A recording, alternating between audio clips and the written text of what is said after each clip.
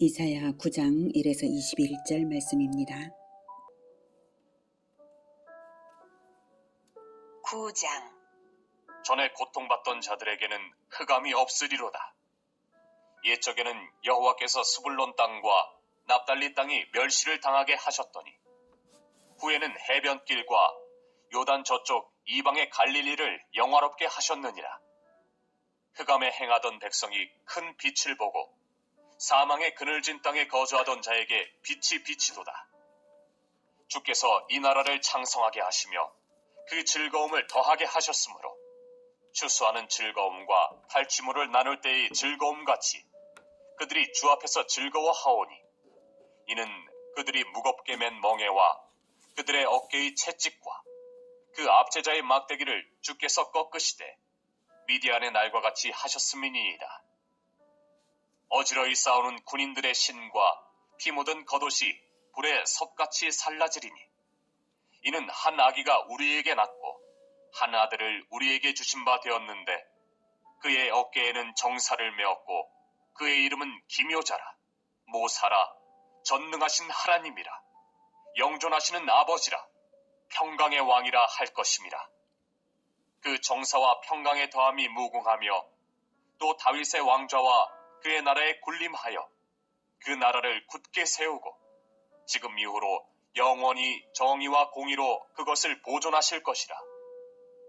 만군의 여호와의 열심히 이를 이루시리라. 사랑하는 형제 여러분, 2월 21일 화요일 저녁 목상에 오신 것을 환영합니다. 주전 734년경에 있었던 아람 북이스라엘 동맹군의 남유다 침공 사건을 배경으로 해서 남유다 보호의 약속을 거절한 아하스의 불신앙 때문에 심판의 경고가 주어지는 내용이 계속 연속선상의 본장이 있습니다. 믿음을 위한 징조조차 거부한 아하스에게 임마누엘의 징조가 동정녀 탄생이라고 하셨습니다.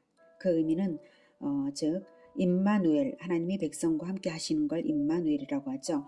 임마누엘의 사명을 받은 다윗 왕가가 임마누엘을 하지 않으니까 더욱이 하나님의 임마누엘을 거부하기까지 하니까 진정한 임마누엘의 왕을 동정녀에게서 나게 해서라도 언약을 성취하시겠다는 뜻입니다. 다윗 왕가의 씨가 이제는 필요 없다라는 선언이죠. 그리고는 마헬 살랄 하스바스, 탈취는 급히 약탈은 속히라는 뜻인데요. 마헬 살랄 하스바스의 예언으로서 아람과 북이스라엘의 멸망이 바로 그렇게 급속히 이루어질 것이다 라고 하며 그 멸망을 볼 때라도 돌아올 수 있도록 마헬 살랄 하스바스의 징조를 알려주시고는 임마누엘의 그리스도가 성소가 되시리라고 성전 파괴 암시와 함께 임마누엘의 신앙, 그 신앙을 가진 남은 자들에게는 그 어떤 적들의 공격으로부터도 보호될 것임을 믿게 하셨습니다. 그리고는 제자들 앞에서 율법과 증거의 말씀을 봉함하게 하심으로써 임마누엘의 제자들 외에는 흑암 가운데 심판당할 수밖에 없음을 알게 하셨습니다. 여기까지가 8장 내용이었고요. 이제 9장은 임마누엘의 그리스도가 오실 것에 대한 예언을 줌으로써 남은 자들에게 소망을 갖게 하십니다. 1절 전에 고통받던 자들에게는 흑암이 없으리로다. 옛적에는 여호와께서 스불론 땅과 납달리 땅이 멸시를 당하게 하셨더니 후에는 해변길과 요단 저쪽 이방의 갈릴리를 영화롭게 하셨느니라. 네, 9장이 이제 8장까지의 내용이 심판을 주조로 하고 있었던 것과는 판이하게 달라졌죠. 9장의 내용이 달라졌어요. 그래서 맥락 없게 들릴 수가 있는데요. 그렇지 않습니다. 히브리 원문에는 초두에 그럼에도 불구하고가 있어요. 그러니 이런 뜻이죠. 온 이스라엘이 심판받아 큰 고통을 받을 것이지만 그럼에도 불구하고 하나님의 은혜로 고통의 날은 끝나게 되고 하나님의 위로가 있을 것이다. 이거죠. 심판당할 자와 보호받을 자는 분명히 구분이 있습니다. 그래서 임마누엘의 왕인 다윗의 후손 그리스도를 기다림으로 살고 있는 자들에게는 본장의 예언이 큰 소망이 되어서 낙심치 않고 의롭게 살아갈 힘이 되고요. 긴가민가 하던 자들은 임마누엘의 하나님께로 얼른 돌아올 이유를 발견하게 하는 것입니다. 돌이킬 이유를 8장에서는 돌이키지 않는 자에 대한 심판을 중심으로 말했고 9장에서는 돌이키는 자에 대한 구원을 중심으로 예언한 것입니다. 먼저 1절 전에 고통받던 자들에게는 흑암이 없으리로다.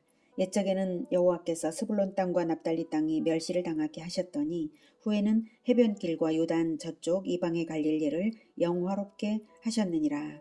네, 이렇게 되는 것은 6, 7절이 이루어지면 이렇게 된다는 것입니다. 그래서 6, 7절을 먼저 보면 더 쉽죠. 예, 이는 한 아기가 우리에게 낳고 한 아들을 우리에게 주신 바 되었는데 그의 어깨에는 정사를 메었고 그의 이름은 기묘자라 모사라 전능하신 하나님이라 영존하시는 아버지라 평강의 왕이라 할 것임이라. 그 정사와 평강의 더함이 무궁하며 또 다윗의 왕좌와 그의 나라에 군림하여 그 나라를 굳게 세우고 지금 이후로 영원히 정의와 공의로 그것을 보존하실 것이라. 만군의 여호와의 열심히 이를 이루시리라. 네, 7절에 다윗의 왕좌와 그의 나라에 군림하여 그 나라를 굳게 세우시고 지금 이후로 영원히 정의와 공의로 그것을 보존하실 것이니까 다윗의 후손이신 참된 왕이 나시면 이루어진다 이거죠. 간단하게 말해서. 예, 그래서 다윗의 후손이신 참된 왕 그리스도를 기다리게 하시는 것입니다. 그렇게 그분이 나시면 이제 아기로 태어나실 것인데 그분이 나시면 1절이 이루어진다는 거예요. 예, 전에 고통받던 자들에게 흑암이 없으리라는 예언입니다. 진리의 빛이 환히 비추어질 것이라는 말씀입니다.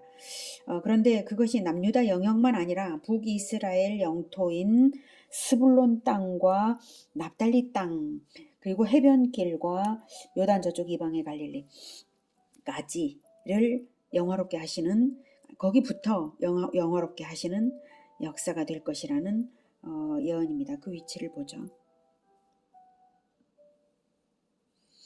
네, 여기가 이제 갈릴리 바다이고요. 요단강이 흐르고 사해입니다.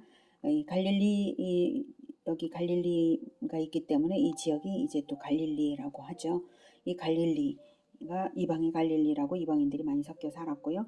여기에서 바로 가장 북쪽에 있는 이쪽에 단도 있지만 어쨌든 이 납달리 북쪽에 있는 지파입니다. 그리고 여기가 스불론이죠. 네. 그리고 이쪽에 이제 디베랴의 해변길이라고 이제 디베랴가 있고요. 네, 그렇습니다. 그래서 이게 다른 지도로 볼게요. 네, 이렇게 되었습니다. 여기에 디베랴가 있고요. 네, 여기가 나사렛이 여기에 있고요. 여기 갈릴리 지역입니다. 여기 가버나움을 본거지로 해서 예수님께서 갈릴리 사역을 하셨습니다. 그러니까 북이스라엘에서도 이거 사마리아인데 이제 북이스라엘에서도 가장 위쪽이죠. 네, 가장 소외된 지역에서부터 그리스도가 나셔서 일을 하실 것이다. 빛을 비춰주실 것이다. 이것입니다. 그래서 이 예언에 따라서 예수님의 고향이 바로 갈릴리 나사렛이었고요. 또한 집중 사역지가 갈릴리였던 것으로서 성취가 되었습니다. 2절 흑암에 행하던 백성이 큰 빛을 보고 사망의 그늘진 땅에 거주하던 자에게 빛이 비치도다. 네, 이사야 당시에 남유다도 타락했지만 북이스라엘은 더욱 깜깜한 안목이었으므로 그 중에서도 스불론 땅과 납달리 땅, 해변길과 요단 저쪽 이방의 갈릴리야말로 흑암에 행하던 사망의 그늘진 땅의 대표적인 지역들이었는데요. 더욱이 갈릴리는 훗날 이방인들이 많이 섞여 살아서 이방의 갈릴리라고 할 만했던 그런 곳인데요. 그 소외된 곳에 예수님은 먼저 진리의 빛을 던져주신 것입니다.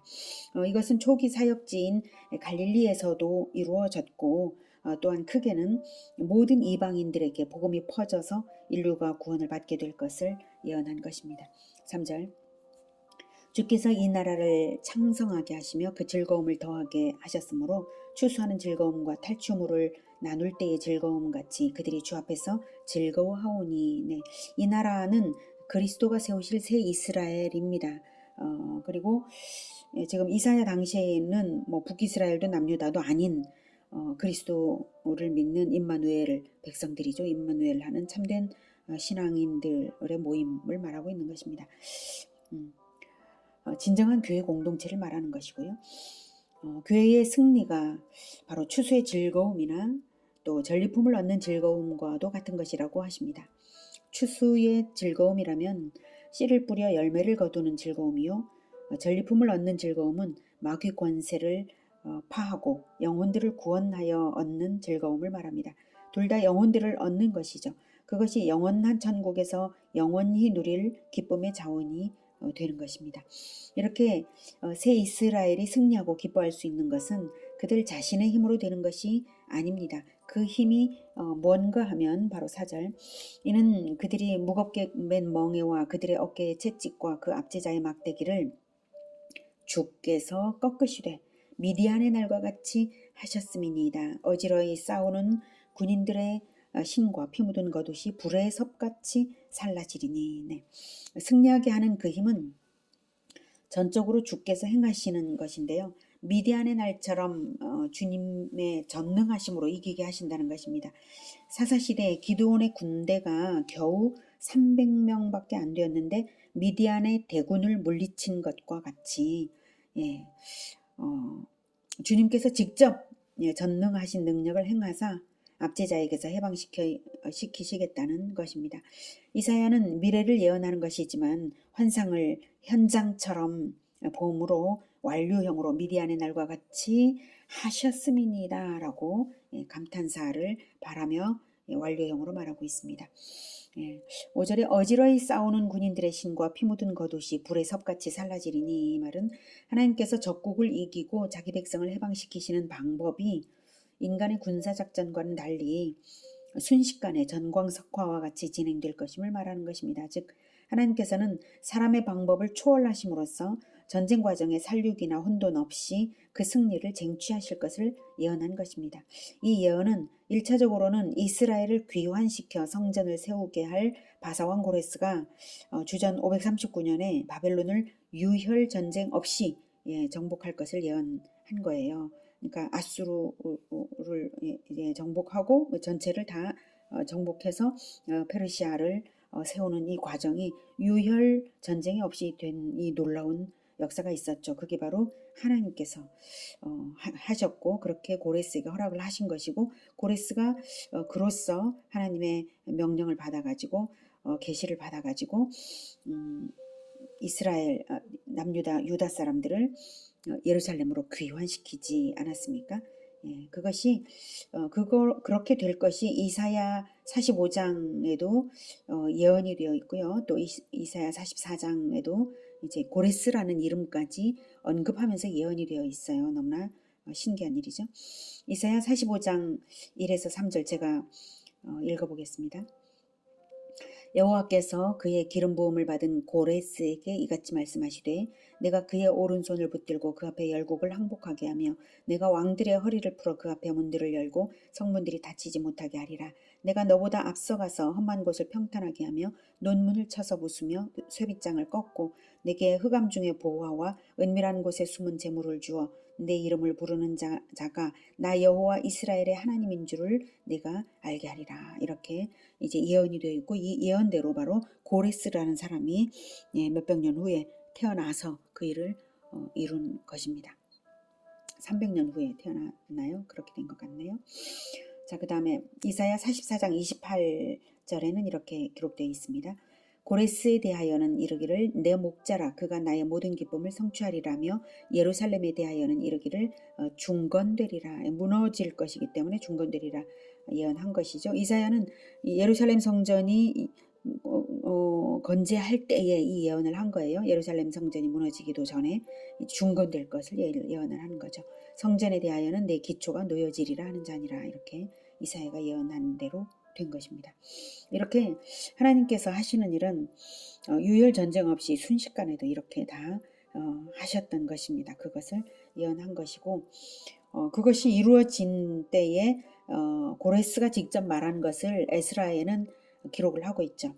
에스라 1장 2, 3절에 고레스가 말한 고레스 칙령이 기록된 거죠.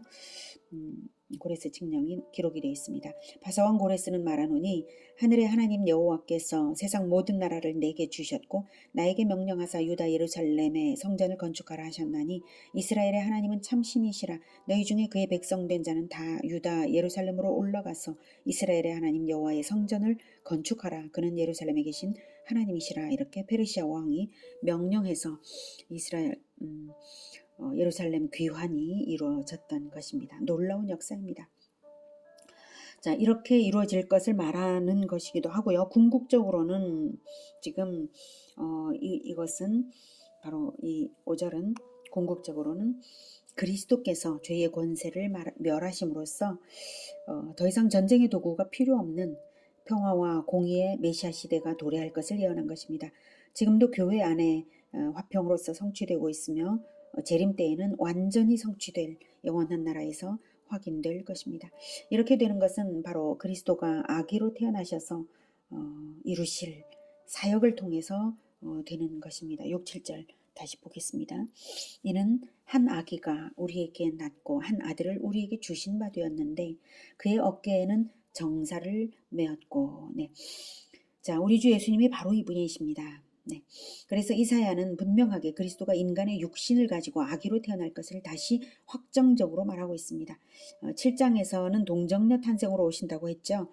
이제 그리스도의 사역과 권능이 어떠하신지를 말하고 있는 것입니다. 그의 어깨에는 정사를 메었고, 이때 정사는 어깨에 맨 열쇠라는 의미입니다. 왕국을 다스리는 책임과 열쇠를 장악한 자라는 의미로 봅니다. 그리스도는 스스로 모든 짐을 담당하시고 엎드려 매시고 또 탁월하게 통치하실 것을 예언한 것입니다. 그의 어깨는 정사를 메었고 그의 이름은 기묘자라 모사라 전능하신 하나님이라. 네. 자연의 법칙을 초월하는 능력과 또 인간이 도무지 생각할 수 없는 지혜로 행하실 신비하신 분이십니다. 그리고 영존하시는 아버지라 평강의 왕이라 할 것임이라. 여기서 아버지는 근원이 되신 분이라는 의미입니다. 우리가 예수님의 영을 영접하여서 영혼이 살아났지 않습니까? 생명이 된 것, 예수님의 성령을 영접하여서요. 그것을 뜻합니다. 그러므로 우리 모두는 예수님의 씨로 났고 예수님이 우리 영혼의 모본이시고 우리의 변화의 모본이시고 우리 영혼이 그분에 의해서 재창조되고 있습니다. 그 점에서 예수님은 영존하시는 아버지이십니다. 계속해서 우리를 창조하고 계십니다. 예수님은 싸움이 아닌 십자가로서 이기신 분이시므로 그리스도를 따르는 나라는 평강의 나라입니다. 그 평강은 무궁한 평강이고 다윗의 왕권도 영원하며 나라는 결코 무너지지 않을 나라입니다. 그 보존은 정의와 공의로서 이루어지며 만군의 여호와께서 직접 열심으로 그리스도의 나라를 이루어 가십니다. 7절 말씀이죠. 그 정사와 평강의 더함이 무궁하며 또 다윗의 왕좌와 그의 나라에 군림하여 그 나라를 굳게 세우고 지금 이후로 영원히 정의와 공의로 그것을 보존하실 것이라. 만군의 여호와의 열심히 이를 이루시리라. 이렇게 그리스도의 나라를 예언함으로써 남은 자들에게 소망을 주었는데요. 북이스라엘 영역에서부터 빛을 던져주실 것이 아주 의미심장합니다. 이사야는 남유다에서 활동을 했는데 남유다만 아니라 북이스라엘 백성들에게도 남은 자들이 있어서 소망을 던져주고 있는 것이에요. 지금 북이스라엘의 침략을 당하고 있는 시점의 말입니다. 그래서 이제 북이스라엘에 대한 심판을 8절부터 선언합니다. 8절.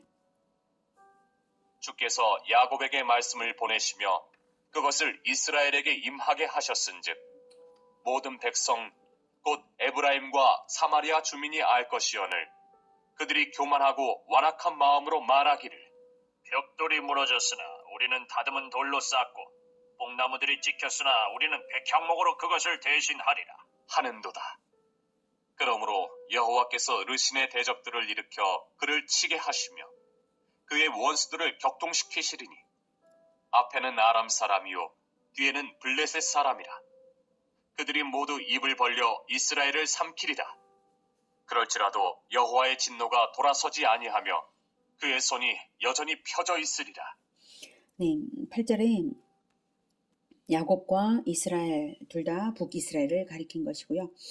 북이스라엘이 심판당하는 이유는 단적으로 말하면 하나님이 보내신 말씀을 듣고도 말씀을 보내셨는데 말씀을 듣고도 회개는커녕 인간적 방법으로 이겨보겠다고 호언장담을 했기 때문입니다. 말씀을 보내시며 임하게 하셨은즉 모든 백성 곧 에브라임과 사마리아 주민이 알 것이언을 충분히 알만도 했는데 충분히 알만하게 말씀 선포를 했지만 심판으로 인해 파괴된 집과 나라를 자신들의 힘으로 더 좋게 건설하겠다고 할 뿐 회개하지 않았기에 11절 그러므로 르신의 대적들을 일으켜 르신의 대적들은 북이스라엘이 의존하던 아람의 왕 르신을 무너뜨리기 위해 르신의 대적 아수르를 일으켜서 그를 치게 하시며 그를 즉 북이스라엘을 치게 하시며 그의 원수들을 즉 아수르를 격동시키시리니 앞에는 아람 사람이요 뒤에는 블레셋 사람이라. 그래서 이렇게 계속 연합된 대적들이 이제 공격해 들어온다는 것이죠. 아람은 북이스라엘의 동맹국이었음에도 불구하고 아람으로부터 공격을 당한다는 것입니다. 그들이 모두 입을 벌려 이스라엘을 삼키리라. 북이스라엘은 결국은 아람조차도 아수르에 종속되어서 동맹국이었던 북이스라엘과 적대 관계로 돌변하게 될 것을 예언한 것입니다. 하나님께서 모든 이방 국가들을 심판의 도구로 조성하신 것입니다.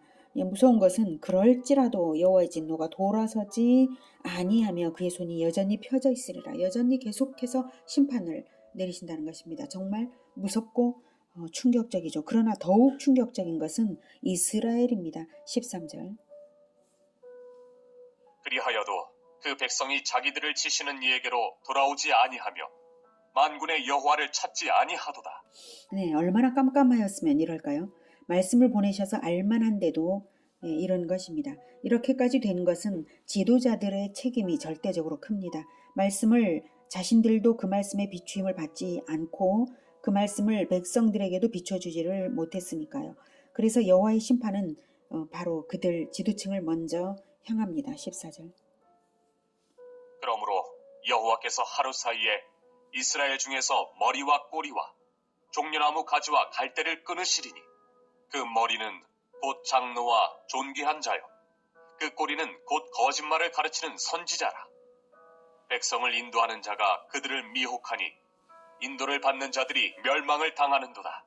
네, 소경이 소경을 인도하는 상황인 것이죠. 여기서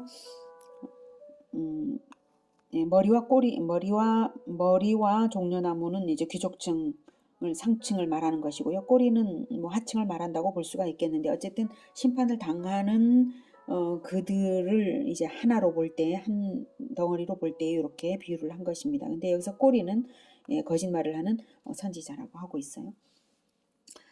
자, 그래서 그들에게 인도를 받는 자들이 멸망을 당하는 것입니다. 소경이 소경을 인도한 것이고요. 자, 그러니 우리가 어찌해야 하겠습니까? 우리가 성경을 가르치기를 포기할 수가 절대로 없는 일이고요. 성경을 가르치지 않는 자를 지도자라고 여기지도 말아야 하는 것입니다. 하나님의 말씀의 진리를 바르게 펼쳐놓는 일이야말로 영혼들을 살리고 나라를 살리는 일입니다. 17절. 이 백성이 모두 경건하지 아니하며 악을 행하며 모든 입으로 망령되이 말하니 그러므로 주께서 그들의 장정들을 기뻐하지 아니하시며 그들의 고아와 과부를 긍휼히 여기지 아니하시리라. 그럴지라도 여호와의 진노가 돌아서지 아니하며 그의 손이 여전히 펴져 있으리라. 대저 악행은 불타오르는 것 같으니 곧 찔레와 가시를 삼키며 빽빽한 수풀을 살라 연기가 위로 올라가게 함과 같은 것이라. 네, 원래 고아와 과부는 하나님께서 특별히 돌보시는 대상이었음에도 불구하고 북이스라엘의 불경건과 죄악이 이들까지 오염시켰기에 이들조차 하나님의 심판의 대상이 된 것입니다. 그렇게 된 것은 죄악의 전염성이 급속해서 마치 산불이 걷잡을 수 없이 빠르게 불태워버리는 것과 같았기 때문입니다. 그리고 산불이 나면 반드시 그 연기가 하늘로 올라가는 것과 같이 북이스라엘의 범죄도 하나님께 닿아서 그 진노의 총체적 심판을 면할 수 없다는 말입니다. 19절. 만군의 여호와의 진노로 말미암아 이 땅이 불타리니 백성은 불의 섭과 같을 것이라. 사람이 자기의 형제를 아끼지 아니하며 오른쪽으로 움킬지라도 줄이고 왼쪽으로 먹을지라도 배부르지 못하여 각각 자기 팔의 고기를 먹을 것이며 므낫세는 에브라임은 므낫세를 먹을 것이요 또 그들이 합하여 유다를 치리라. 그럴지라도 여호와의 진노가 돌아서지 아니하며 그의 손이 여전히 펴져 있으리라. 심판으로 인한 곤궁함이 극에 달해서 동족끼리 해치며 야수적인 상태가 되어서 서로 물어뜯는 정치적 내란이 발생할 것을 말하는 것입니다. 에브라임과 므낫세는 북이스라엘의 대표적인 두 지파입니다. 이들이 서로 다투고 또한 남유다를 공동의 적으로 하여서 남유다 정복을 위해 잠시 연합하지만 아마도 아람 북이스라엘 동맹을 맺어서 남유다를 칠 때 연합했을 것이고요. 그렇게 잠시 연합해 보았자 여호와의 진노의 심판으로 인해서 그들의 연합도 실패하고 계속해서 심판을 당할 것을 말한 것입니다. 오늘은 남은 자들에게 주는 소망의 메시지, 임마누엘 신앙을 가진 자들에 대한 소망의 메시지로서 그리스도의 탄생과 사역이 북이스라엘의 가장 소외된 지역에서부터 빛을 비추사 전능하심으로 평강의 왕으로 완성될 것임을 보았습니다. 분명히 북이스라엘의 영역에서 그리스도는 빛을 비추실 것인데 말씀의 비추임을 받지 못한 자들에게는 이토록 철두철미한 심판을 하신다는 것입니다. 말씀의 비추임을 받았는가 못 받았는가, 임마누엘 신앙이 있는가 없는가 하고 동일한 것이죠. 우리가 어떻게 해야 하겠습니까? 말씀을 열심히 펼쳐서 내 영혼을 비추고 어둠을 몰아내며 부지런히 하나님께 변화를 받아야 하겠습니다. 그리고 말씀을 부지런히 가르쳐서 임마누엘 공동체를 끝까지 버텨내어야 하겠습니다. 아멘. 기도하겠습니다. 하나님, 우리와 늘 말씀을 통하여서 임마누엘 하시고 말씀으로 비추어 주시는 것을 감사합니다. 계속해서 말씀으로 비추어 주시옵소서. 우리를 변화시켜 주시옵소서. 하나님과의 동행이 끊이지 않도록 주님 도와주시옵소서. 늘 빛을 비추사 우리의 갈 길을 인도하시고 오직 승리의 길로만 갈 수 있게 도와주시옵소서. 그래서 우리 주님의 전능하심으로 그 기묘하심으로 모든 것을 성공케 하시고 하나님 나라를 이루어서 전리품을 얻는 것과 같이 추수 때의 즐거움과 같은 그 즐거움을 누리는 우리 모두가 되게 도와주시옵소서. 예수 그리스도 이름으로 기도드립니다. 아멘. 이어지는 시간은 개인 기도 시간입니다.